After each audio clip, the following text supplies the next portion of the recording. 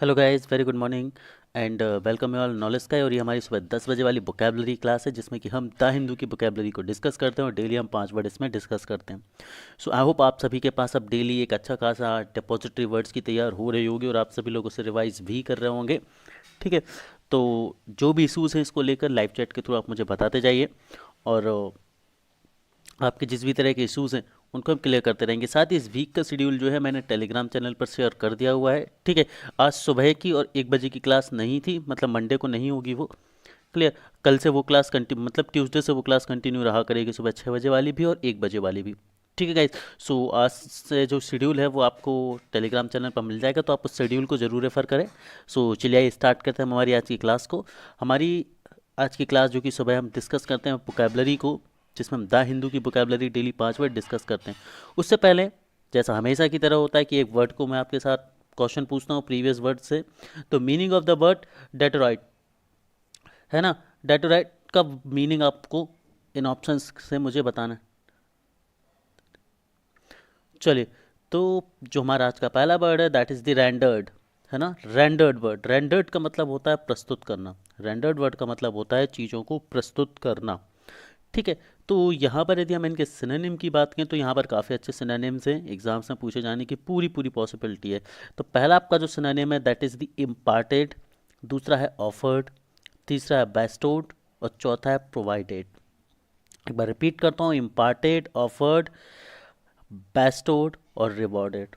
वही हम यदि इसके एंटोनिम की बात करें तो एंटोनिम दो हैं इसके, काफ़ी कॉमन से एंटोनिम है तो इनके पूछे जाने की पॉसिबिलिटी थोड़ी सी कम है। That is the unseen and undelivered, unseen and undelivered, तो ये इसके एंटोनिम्स हैं। So I hope the word is very clear. Rendered, rendered मतलब प्रस्तुत करना। आगे हम बात करते हैं ओवरराइड। ओवरराइड का मतलब होता है उल्लंघन करना। ओवरराइड वर्ड का मतलब होता है उल्लंघन करना। इसके सिनोनिम को हम यदि डिस्कस करें तो इसका सिनोनिम होता है nullify, revoke, prevail and invalidate.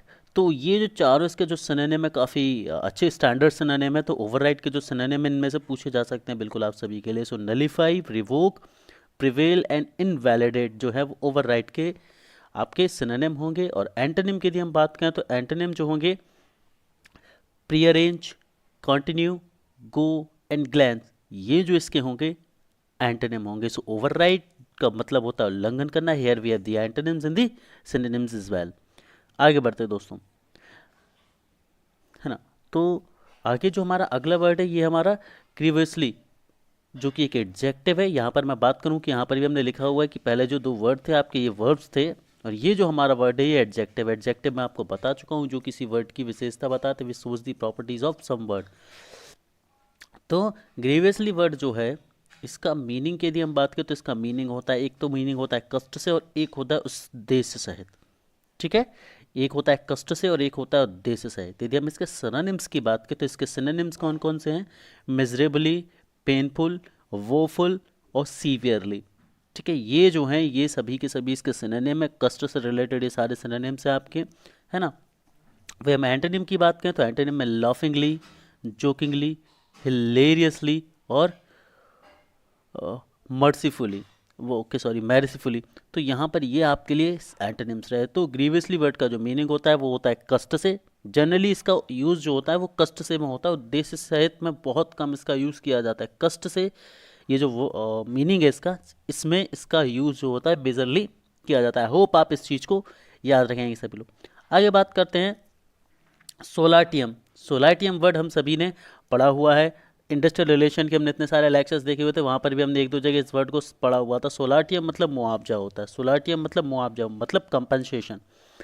तो जनरली जो इसके मीनिंग्स होते हैं सिनोनिम्स की यदि हम बात कर ले तो सिनोनिम्स क्या हो जाएंगे इसके? अमेंड्स हो जाएंगी, ग्रेवी, कंपनसेशन और बोनस। तो ये सभी जो हैं इसके सिनोनिम्स होंगे। और यदि हम एंटोनिम्स की बात करें तो सिंपल से एंटोनिम्स होंगे इसके damage, deprivation, penalty and disappointment. ठीक है, सो सोलाटियम मतलब मुआवजा होगा।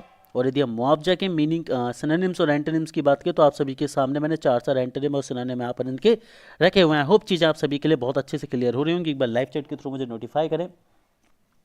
आगे हम बात करते हैं क्लोजिंग। इसका ये वर्ब है और इसका मतलब होता है बाधा डालना। किसी चीज़ में अड़ंगे लगाना है ना, किसी चीज़ को किसी चीज़ का जो फ्लो है उसको रोकना, या किसी चीज़ का जो काम चल रहा है उसमें अपनी टांग अड़ाना, एक तरह से बाधा डालना।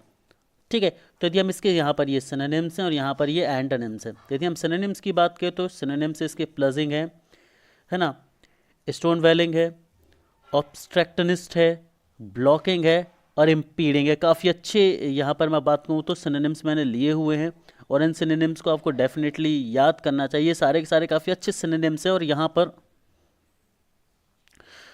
काफ़ी अच्छे सिनोनिम्स हैं, और यहाँ पर जो है क्वेश्चन पूछे जाने की पॉसिबिलिटी आप सभी के लिए बहुत ज़्यादा है। ठीक है, सिनोनिम्स काफ़ी अच्छे हैं और क्वेश्चन पूछे जाने की पॉसिबिलिटी आप सभी के लिए बहुत ज़्यादा है।